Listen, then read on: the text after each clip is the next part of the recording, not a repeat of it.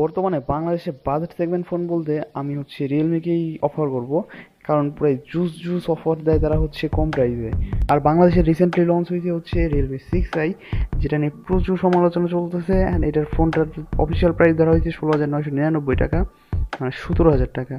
Gorilla glass 3 এর protection সামনের 200 গ্রামের এই ফোনটি কতটা ভালো হবে আপনার জন্য পুরো ভিডিওটি তুলে ধরবো।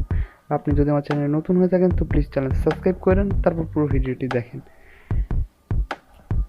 ফোনটির সামনে থাকবে 6.5 ইঞ্চির আইপিএস ডিসপ্লে, যেটা এইচডি প্লাস।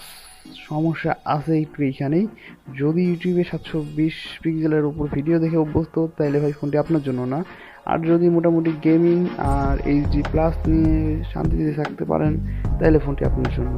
আর এই ফোনটির ব্যাটারি ব্যাকআপ নিয়ে আমাদের কোনো মাথা ব্যথা নেই, কারণ 5000 mAh ব্যাটারি পুরাই জুস ব্যাকআপ দেবে আপনারে। 1 ঘন্টায় ইউটিউবে ফুল রেজলিউশনের ভিডিও দেখলে 5 থেকে 6% যাবে। সো যারা হেভি ইউজার আছেন একদিন অনায়াসে যাবে, আর একটু নর্মাল ইউজ করলে 2 দিন চলে যাবে। সো ব্যাটারি ব্যাকআপের কথা চিন্তা করলে, গেমিংয়ের কথা চিন্তা করলে নিতে পারেন।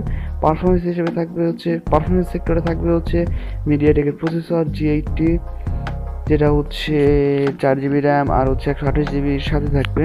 সো ইউটিউবে দেখলাম বিভিন্ন রিভিউ দেখলাম, সেখানে তারা বলছে যে গেমে কোনো সমস্যা হবে না, পাবজি বা ফ্রি ফায়ারের মতো গেমগুলো খুব অনায়াসে খেলতে পারবেন।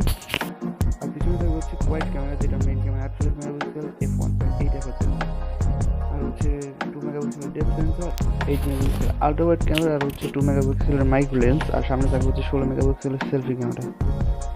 সো এইগুলাই মূলত ফোনের মেইন ফোকাস। সো এগুলোই মূলত মেইন স্পেসিফিকেশন।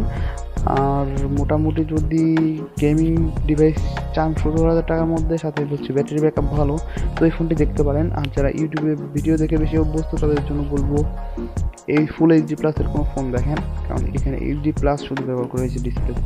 সো নেক্সট ভিডিওতে খুব তাড়াতাড়ি দেখা হচ্ছে। চ্যানেল সাবস্ক্রাইব করে ভুলে যায় না ভাই। টাটা বাই বাই, চলে গেলাম। This is Pallab Sarkar signing out.